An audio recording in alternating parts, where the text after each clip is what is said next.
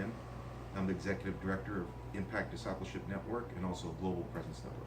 And it's Hakimian. Hakimian, Okay. yes. It's a cool last name. Hakim. All right, I am good. Are you good with your notes there? Yeah. Yeah. All right. And we can just have a conversation. Sure. It's not live. So. Yeah, we're Sure. you know. Sure. Just tell me, Jack, what you think of President Obama's directive that came out this morning. Well, I think that the president is a very smart person, and he's done a lot of great things.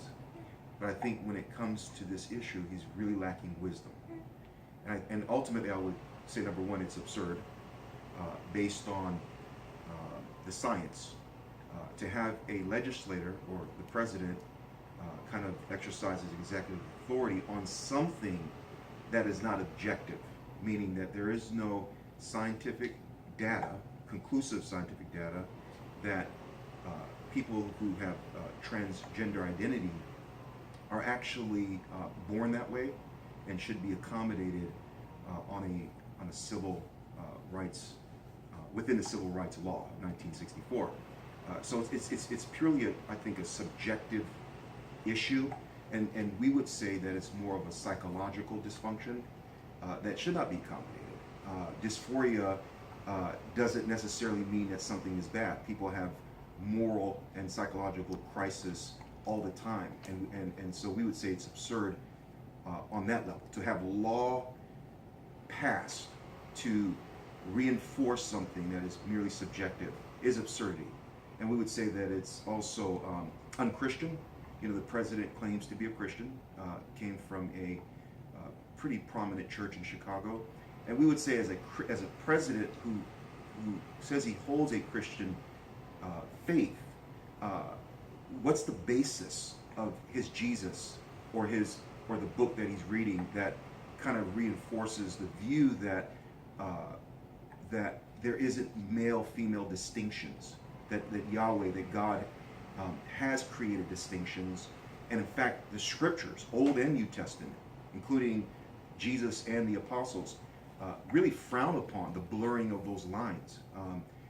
But scripture, clearly talks categorically that there's male and female, and it encourages us to encourage children to find their identity in one of those labels, and so to have laws that kind of say, well, these are not clear distinctions, and to say that you're a Christian as a president. We're not saying that he's the pastor in chief, but we're saying he's the president. He's definitely commander in chief, but he's a Christian, and so where does his faith inform his legislation? And lastly, I would say it's unconstitutional, meaning the Constitution affords everyone the right to liberty, to happiness, and to certain civil rights protected by the federal and state governments. And so the question becomes, does the 1964 Civil Rights Act, which gives people the right to public accommodation, passed by President Johnson, when it talks about religion, does it give someone who has deeply held religious beliefs, let's say, to practice human sacrifice?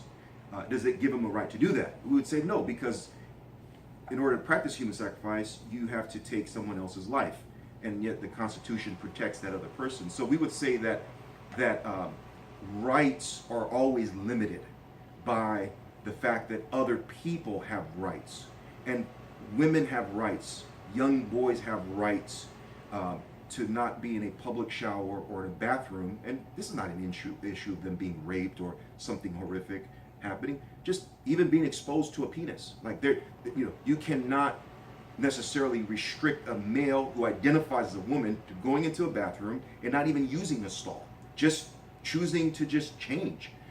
So it becomes absurd, and it denies the chromosome data, the distinction physiological, biologically between races. And I think the president is pandering politically and maybe himself subjectively through maybe a moral crisis in his life, or maybe people that he personally knows, but it's definitely not based on law, Christianity, and constitutional rights that always have limits based on the protection of other people's rights.